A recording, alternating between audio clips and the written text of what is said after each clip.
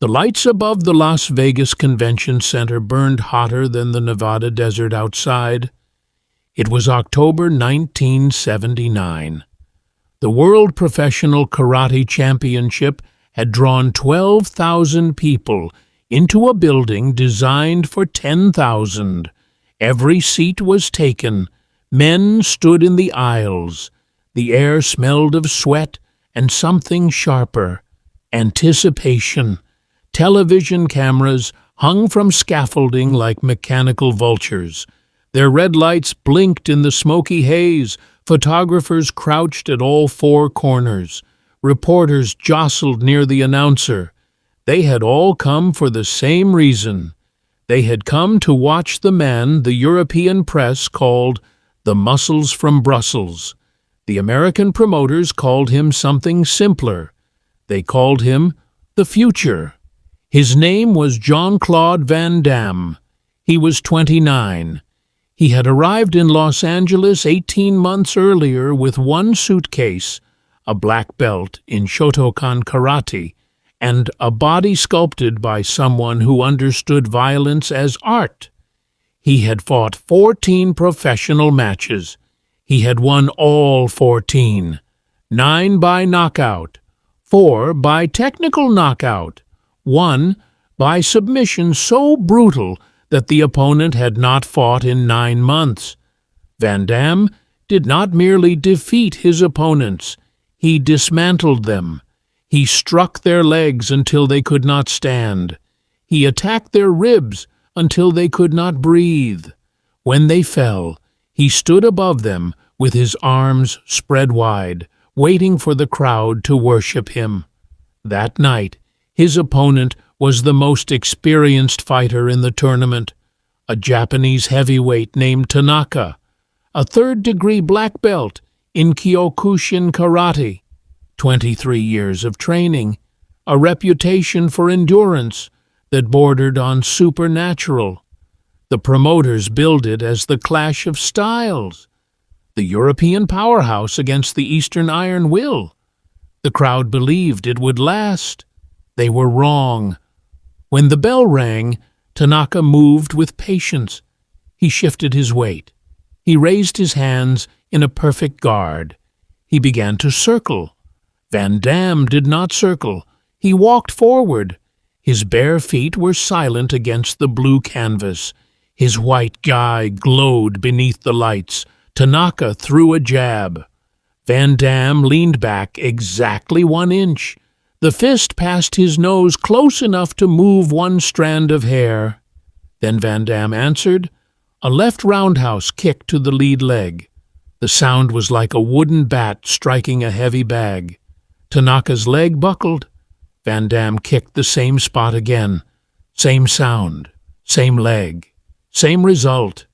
Tanaka's face changed. He limped backward. The crowd murmured. Van Damme smiled. He pressed forward. A spinning back fist caught Tanaka across the jaw. Tanaka threw a desperate right cross. Van Damme slipped underneath it, stepped inside, and drove a knee into the ribs he had already softened. Tanaka folded at the waist. His hands dropped to his knees. His mouth opened, pulling air that would not come. The referee stepped between them. He waved his arms. The fight was over. 2 minutes and 17 seconds. The arena exploded. People rose from their seats. The commentators shouted until their voices cracked. Van Damme walked to the center and raised both arms. He did not look at Tanaka. He looked at the crowd. He looked at the cameras. He looked at the world. Then he changed everything. He walked to the ropes. He leaned over them. His eyes moved across the front rows, searching, hunting. The crowd slowly quieted. "I am bored," he said. His accent was thick. His English was precise. "Every fight, same result, same weakness." He pointed at Tanaka. "These men come to survive. I come to destroy." The crowd cheered, but something had changed. It was louder, but less certain. Van Damme smiled. I do not want another black belt. I do not want another champion, he paused. The arena held its breath. I want someone who thinks they are better than me. He scanned the faces in the first 3 rows. Someone quiet. Someone who sits like a legend but hides like a student. The spotlight shifted. The beam cut through the haze and landed on a man in the front row. He wore a simple black suit. No GI, no belt, no entourage. His hands rested calmly in his lap. He had not stood when the others stood. He had not cheered when the others cheered. He had simply watched. Van Damme pointed. You, he said, you look like you have something to teach. The man did not move. He did not blink. He looked up, eyes that held no fear, no anger, only patience, the kind that made the air heavier. Van Damme waited for a reaction. Nothing came. The crowd began to laugh. Not joy, discomfort. Something had shifted. Van Damme's jaw tightened. He leaned over the ropes. You are not going to stand? His voice carried through the microphone, sharp. The man smiled faintly. Not amusement. The smile of someone who had already seen the end of this. I did not come here to fight, he said, softly. But 12,000 people heard it. I came here to watch. The crowd laughed again. Van Damme spread his arms wide. You hear that? He shouted. He came to watch. He turned back. His smile had vanished. Then watch this. He raised his fist. The crowd cheered. But the man did not look at the fist. He looked into Van Damme's eyes. Something stopped him. Not fear. Something worse. Understanding. An elderly Japanese master stood up. He leaned toward the man and whispered something. The man nodded. Then he stood. Not quickly, not dramatically.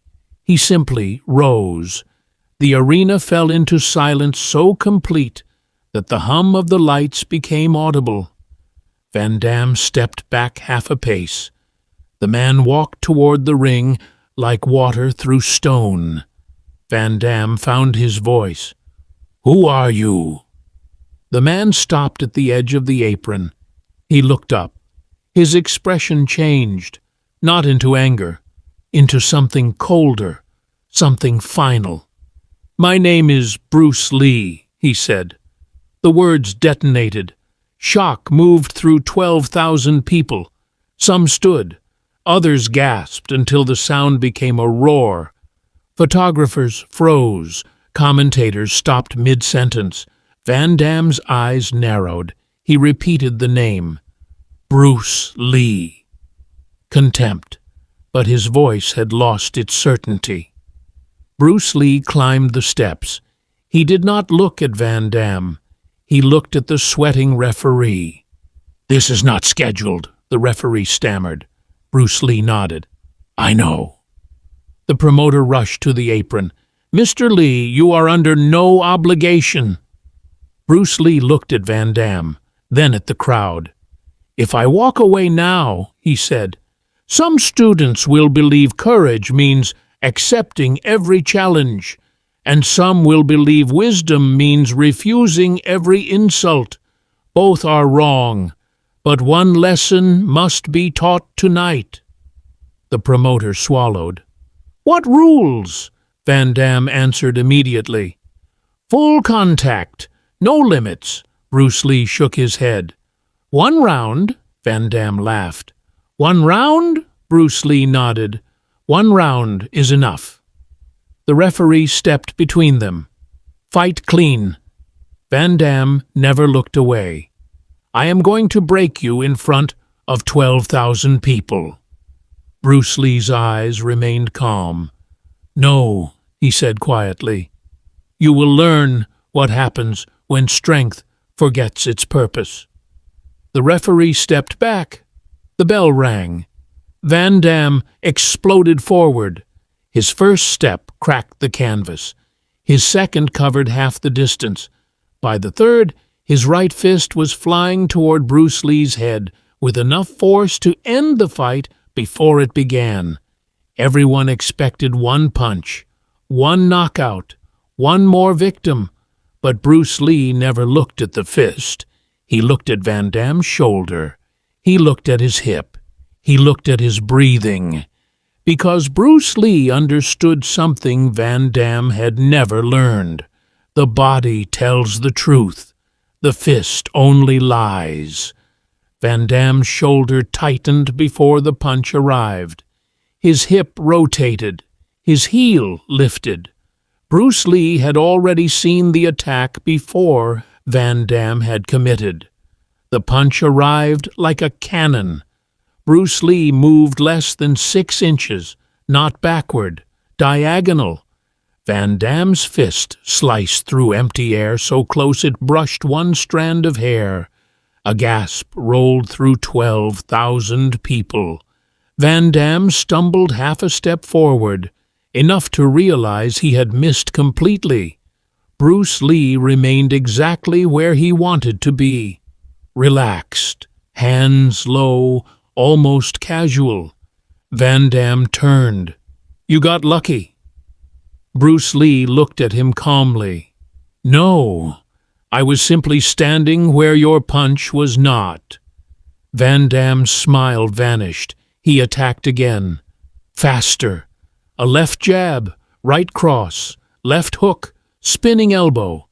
Every strike flowed into the next. The combination had destroyed 14 opponents. Bruce Lee did not block. He did not absorb. He simply disappeared from every attack. 1 inch, half a step, a slight turn of the waist. Every movement looked impossibly small, yet every punch missed. The commentators stopped talking. One whispered, "I do not understand." An elderly master answered quietly, "You are watching his hands. Watch his feet." 20 seconds passed. Van Damme had not touched Bruce Lee once. His breathing became heavier. Bruce Lee's never changed. Van Damme frowned. He expected resistance. Instead, he chased smoke. "You afraid to hit me?" Bruce Lee smiled. "I am waiting for you to stop fighting your own anger." Van Damme roared. He charged again. A crushing right hook. Bruce Lee leaned away. A left uppercut. Bruce Lee turned his shoulders. A knee toward the ribs. Bruce Lee stepped outside the line. Van Damme followed with a spinning heel kick. Bruce Lee lowered his body. The kick passed above his head. The audience exploded. 12,000 people stood at once. They cheered for something they had never seen. Perfect control, perfect timing, perfect calm. Van Damme's face darkened. Sweat poured from his forehead. "Is he going to fight or keep running?" Bruce Lee answered first. "I am not running." Van Damme laughed. "Really?" Bruce Lee nodded. "If I were running, you would not still be standing exactly where I wanted you." Van Damme blinked. "What?" Bruce Lee pointed toward the center. "You have followed me exactly where I led you." Several masters exchanged glances. One whispered, "He does not realize it. Bruce Lee has controlled this ring from the first second." Van Damme looked down at his own feet. For the first time, he noticed. He had chased Bruce Lee in a wide circle without realizing it. Every movement had placed Van Damme exactly where Bruce Lee wanted him. Pride buried the real as Shun. Van Damme growled, "No more games!" He suddenly lunged forward, not with a punch, with both arms, a crushing bear hug, the move that had broken ribs and collapsed lungs. He wrapped both arms around Bruce Lee's waist. The audience gasped. Van Damme squeezed with everything he had. Every muscle tightened. His forearms bulged. Bruce Lee did not resist. He relaxed completely. His body softened like water. Van Damme frowned. "What?" Bruce Lee rotated his hips slightly. His left shoulder slipped free. Then his right. One small step. One effortless turn. Suddenly, Van Damme's arms crushed nothing but empty air. Bruce Lee stood beside him. The arena erupted. Van Damme looked down at his own hands, still locked together, squeezing nothing. Bruce Lee adjusted his sleeve. "You rely on strength." Van Damme glared. "Because strength wins," Bruce Lee nodded slowly. "For a while." Those 3 words struck harder than any punch that night. Van Damme's breathing grew rougher. The elderly master leaned toward a student. "Van Damme believes fighting begins with power." He smiled. "Bruce Lee knows it begins with understanding." Van Damme stopped listening. His pride had become louder than reason. He rushed forward with everything he had left. His feet pounded the canvas. He committed every ounce of strength into one devastating straight punch toward Bruce Lee's face. The crowd screamed. Bruce Lee waited, not because he was slow, because he was patient. The punch traveled closer. Then Bruce Lee stepped once. 6 inches. His left hand touched Van Damme's wrist. His right palm rested against Van Damme's elbow. No explosion, only perfect timing. Van Damme suddenly felt the floor vanish beneath him. His own momentum turned against him. His feet crossed. His balance disappeared. Bruce Lee rotated his hips, tiny, almost invisible. Yet Van Damme's body lifted completely off the canvas. For 1 second, the undefeated champion floated in the air. Time stopped. 12,000 spectators watched in silence. Then the crash. Van Damme slammed onto the canvas with a sound that echoed through the building. Dust rose into the bright lights. Photographers lowered their cameras. They had been too shocked to move. Van Damme stared upward, eyes wide, lungs empty. For the first time in 14 victories, someone had thrown him. Not with greater strength, not with greater size, but with something he had never learned to understand. Bruce Lee quietly stepped backward, hands relaxed, face calm. No celebration, no arrogance, only silence. The referee began counting. The arena counted with him. For the first time, fear lived in Van Damme's eyes. Van Damme remained flat on the canvas. Every breath felt like broken glass inside his ribs. He had crashed because of his own attack, his own strength, his own momentum. Van Damme planted one hand against the canvas. Slowly, he forced himself onto one knee. The arena applauded. Bruce Lee remained exactly where he was, hands relaxed, breathing slow, no hatred, only patience. Van Damme finally stood. Bruce Lee still had not changed his stance, still calm, still waiting. Van Damme clenched his fists. "You got lucky." Bruce Lee smiled softly. "No." Van Damme's jaw tightened. "You cannot avoid me forever." Bruce Lee tilted his head. "I have not avoided you once. I have been standing in front of you since the bell rang." The crowd laughed quietly. Van Damme heard every laugh. They laughed at him. He screamed and charged again. This time there were no combinations, no strategy, no discipline, only rage. His punches came wildly. Left, right, left, elbow, knee, fist. Every attack carried enormous power. Every attack missed. Bruce Lee moved less than before. A slight turn, half a step, a relaxed shoulder. Every movement almost invisible, yet every strike found nothing. A commentator whispered, "I do not understand." An elderly master answered, "You are not watching a fight. You are watching a man defeat anger without becoming angry himself." Nearly another minute passed. Van Damme had thrown dozens more strikes. Bruce Lee had not thrown a single punch. The audience stopped cheering altogether. The fight had become a lesson. Van Damme finally stopped. Sweat poured onto the canvas. Bruce Lee breathed calmly. Bruce Lee looked at him with something close to kindness. "Finished?" Van Damme glared. "Never." Bruce Lee nodded. "Good. I was hoping you would say that."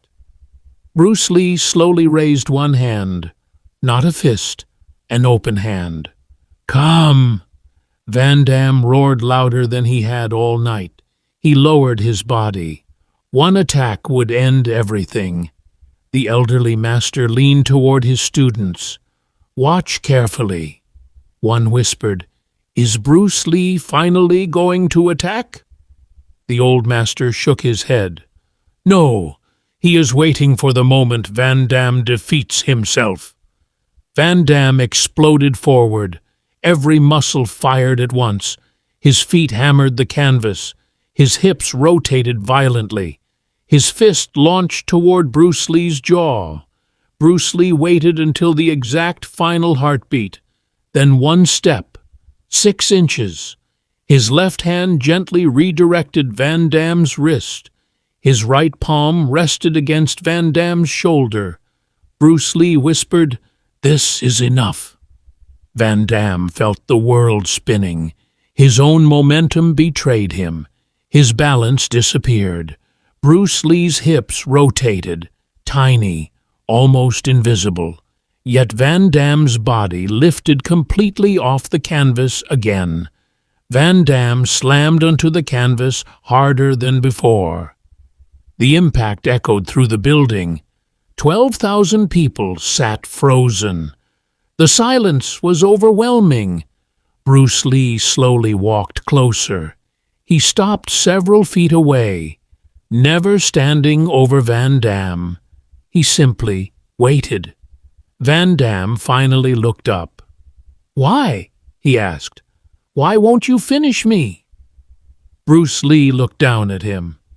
"Because you have already been defeated."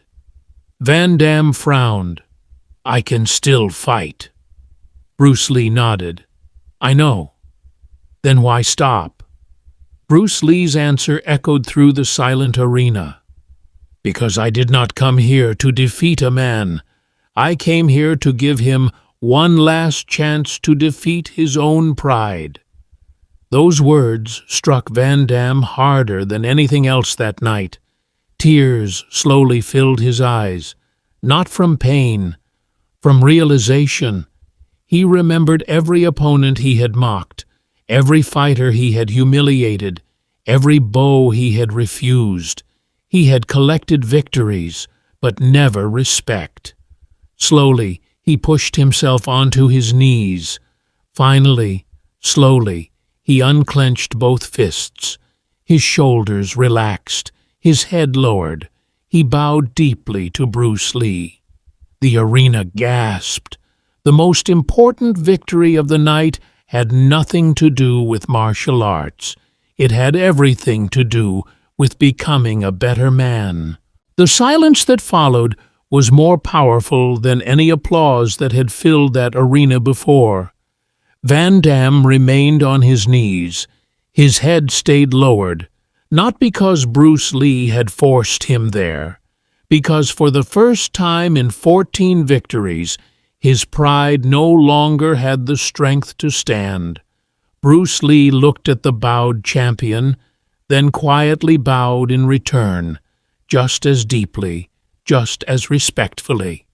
Dust still floated in the bright television lights. The audience gasped again. Bruce Lee was not bowing to Van Damme's victories. He was bowing to the courage it took for a proud man to admit he had been wrong. Van Damme slowly raised his head. His eyes were red, not from the throes, not from exhaustion, from shame. I mocked you. I insulted you. I pointed my finger in your face." His voice trembled. "And you still refuse to hate me." Bruce Lee smiled gently. "Hatred teaches nothing." Van Damme stared at him. "Then why did you accept my challenge?" Bruce Lee listened without interrupting, his expression unchanged.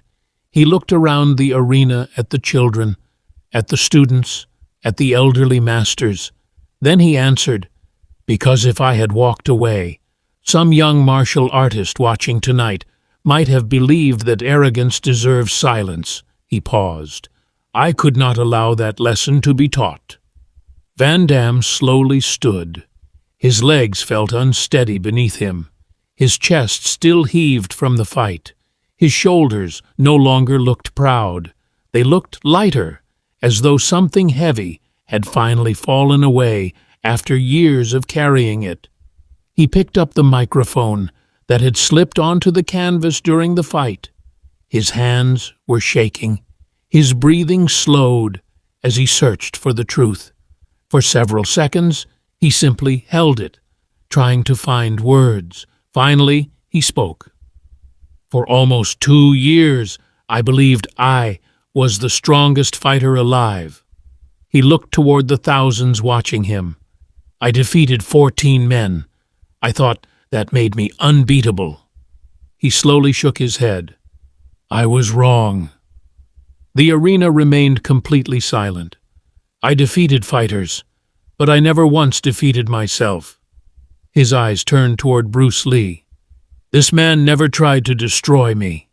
His voice broke slightly. "He destroyed something much worse. My arrogance." Several elderly martial arts masters quietly began applauding. Then another joined, then another. Within moments, the entire arena rose to its feet. Not because Bruce Lee had won, not because Van Damme had lost, because every person inside that building had just witnessed something they had never expected to see. An undefeated champion choosing humility over pride. Van Damme turned toward Bruce Lee. "There is something I must do." Bruce Lee nodded. Van Damme walked to the center of the platform.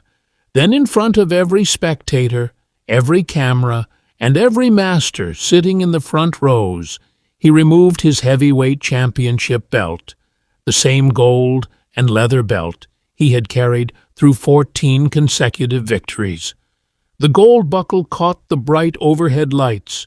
He looked down at it for a long moment, feeling its unfamiliar weight in his trembling hands. His fingers tightened around the worn leather strap. Then he held it out toward Bruce Lee with both hands. "This belongs to you." The audience erupted. Photographers rushed closer. Camera flashes lit the arena like lightning. Bruce Lee looked at the belt, then gently pushed it back with one hand. Van Damme frowned. "You earned it." Bruce Lee smiled. "No, you did. Van Damme looked confused. "But you defeated me." Bruce Lee slowly shook his head. "I did not come here to become champion." He paused. "I came here to remind you what being one truly means." The arena fell silent once more. Bruce Lee rested one hand gently on Van Damme's shoulder. "A championship belt does not make a champion." He looked at him directly, his eyes steady and kind. "The man wearing it does." Van Damme looked down at the belt in his hands. Tears rolled freely down his face. For the first time in years, he cried without embarrassment. Outside the arena, reporters crowded around Bruce Lee like hungry wolves around silent prey. Microphones stretched toward him from every direction. "Mr. Lee, how does it feel to defeat the undefeated champion?" Bruce Lee stopped walking. Nevada wind touched his face. He smiled politely. "I did not defeat him." The reporters looked puzzled, their notepads frozen. One pushed forward, his voice sharp with disbelief. Then what happened inside that ring tonight? Bruce Lee looked back toward the brightly lit arena behind him. The lights were still burning, but the crowd was gone. A good man remembered who he was. Then Bruce Lee continued walking. No celebration, no interview, no victory speech, just quiet footsteps disappearing into Nevada night. Van Damme stayed inside the empty arena long after everyone had left. Workers folded chairs with metallic clangs that echoed through the hollow space. Janitors swept the floor. Television crews packed away their cameras, coiling thick black cables around their forearms. Still, he sat alone on the edge of the platform, white gi stained with sweat and dust, looking at his championship belt lying in his lap like something that belonged to a stranger. Finally, the elderly Japanese master approached him. The old man moved without sound. He sat down beside Van Damme, his knees cracking like dry twigs. "I have watched martial arts for over 50 years, he said. Van Damme looked up, his eyes hollow. "Tonight, you finally became dangerous." Van Damme frowned, confusion mixing with shame still wet on his cheeks. "I lost." The old master shook his head slowly. "Tonight, you became a student," he smiled, "and students never stop growing." Van Damme fought again. He won many more matches across Europe and America, lost a few that taught him more than his victories, eventually retired to open a small dojo in Brussels. But something had changed forever inside his bones. Every match began the same way. He bowed deeply. Every opponent received respect before the first bell and after the final blow. Every defeated fighter received a helping hand off the canvas. Young students often asked him the same question after class. "Sensei, what changed you?" Van Damme always smiled, his eyes drifting to the wall behind them, then answered with same sentence every time. "I once believed strength meant making people fear me." He would look toward the old championship belt hanging quietly on his dojo wall, its gold now tarnished, its leather cracked with age. "Bruce Lee taught me that true strength makes people better." Bruce Lee never spoke publicly about that night again, not because he forgot it, because to him it had never been about victory. Years later, during a small seminar in Hong Kong, a young student raised his hand with hesitation. "Sifu, what is the greatest fight you have ever won?" Bruce Lee smiled, his fingers resting lightly on the wooden podium, then quietly answered, "The one where nobody truly lost." The student looked confused, his brow furrowed beneath his white headband. Bruce Lee simply laughed, the sound warm and without edges. "One man lost his pride and gained wisdom." He paused, his eyes seeing something beyond the room. "That is always a fair trade." Many people remember that October evening because an undefeated champion challenged Bruce Lee in front of nearly 12,000 spectators. Martial artists remember it for a different reason. Not because of the throw, not because of the missed punches, not because of the undefeated record. They remember it because one arrogant champion pointed at a quiet man in the front row, expecting easy laughter. Instead, he found a teacher who proved that the greatest martial artist is never the one who humiliates another person, but the one who leaves even an enemy wiser than before they met. And that is why, more than 4 decades later, people still tell the story of the night an undefeated champion stood up in front of 12,000 people and publicly challenged Bruce Lee without realizing he had just challenged the one man who would forever change his life. Years later, in a small dojo on a quiet street in Brussels, afternoon light fell through rice paper windows and landed on a wall that held only one decoration, the championship belt. Its gold had dulled to the color of old wheat. Its leather had cracked along the edges like dried riverbed. Students sometimes stared at it during water breaks, wondering why their teacher kept something so worn. They did not know that Van Damme looked at it every morning before unlocking the door, and every evening after the last student had gone home. To him, it was not a trophy. It was a mirror.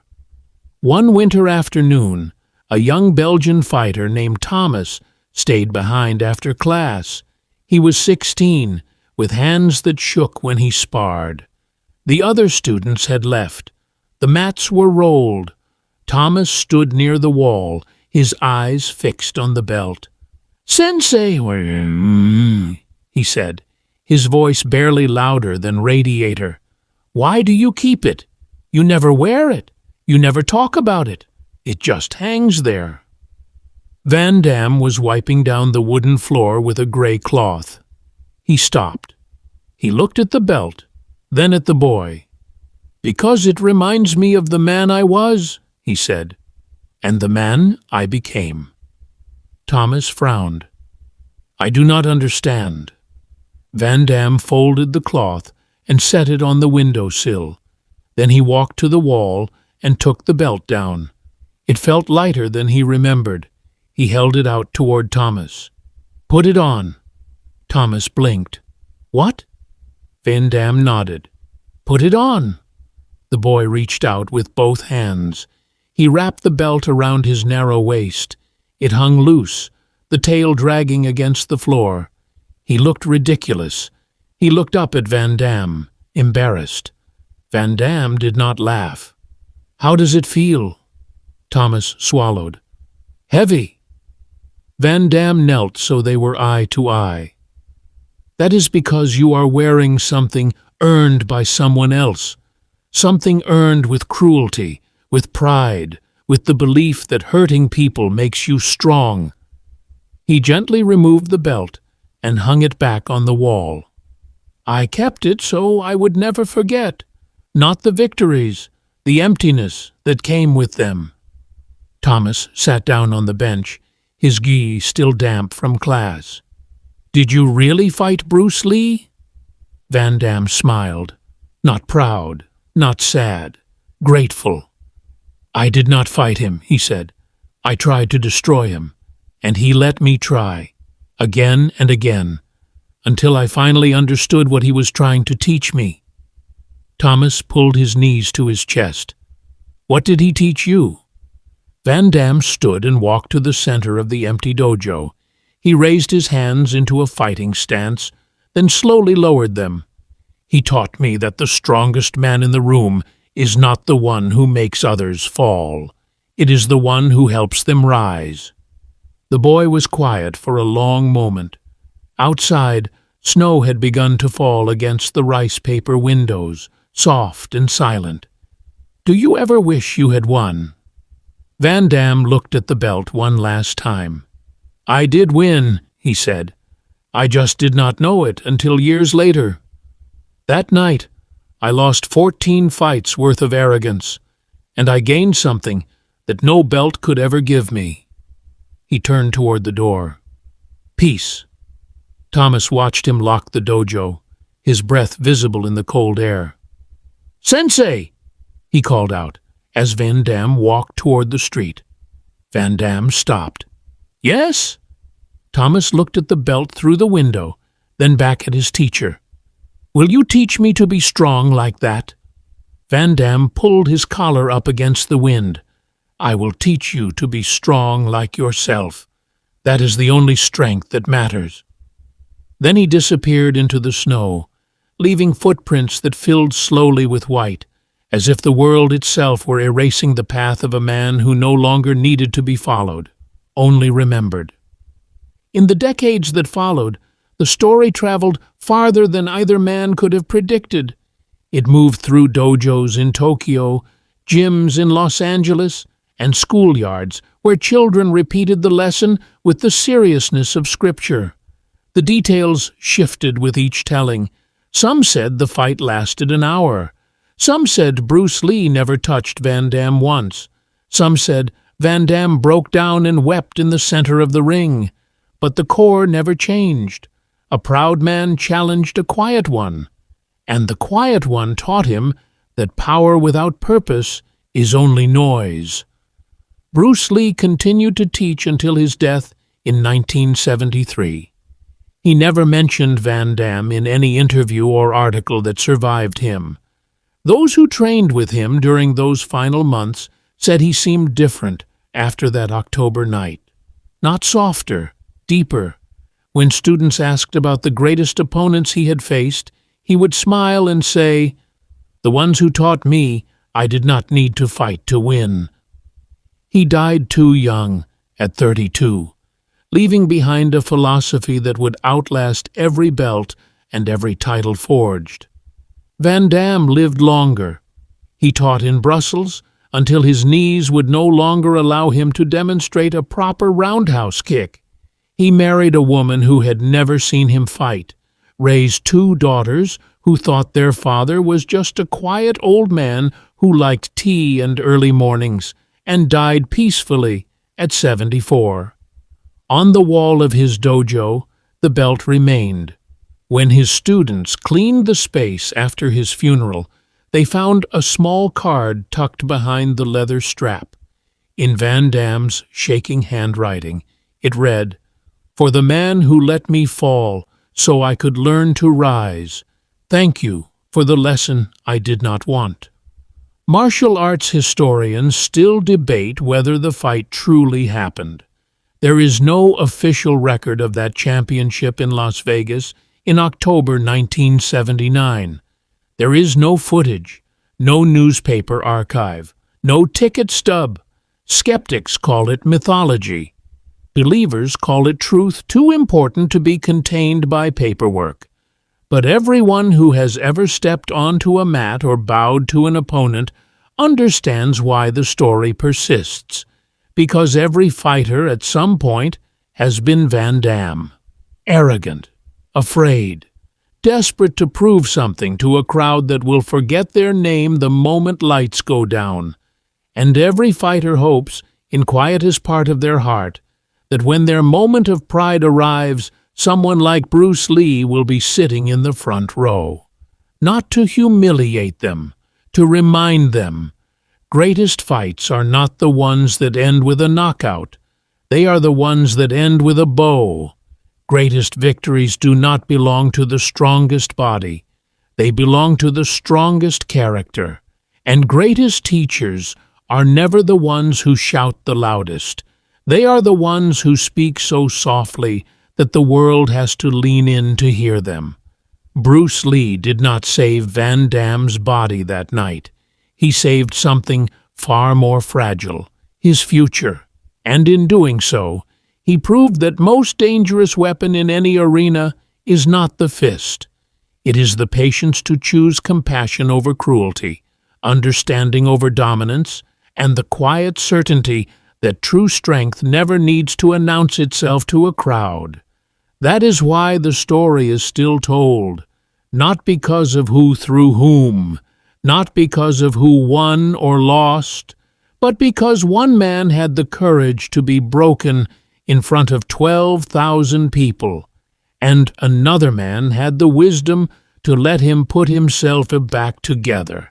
Some lessons cannot be taught with words. They can only be demonstrated with silence. And on that October night in Las Vegas, 2 men taught the world something that no trophy could hold. That real fight is never against the opponent across from you. Real fight is always against the person you were yesterday. And the only victory that matters is the one that leaves both fighters better than they were before the bell rang.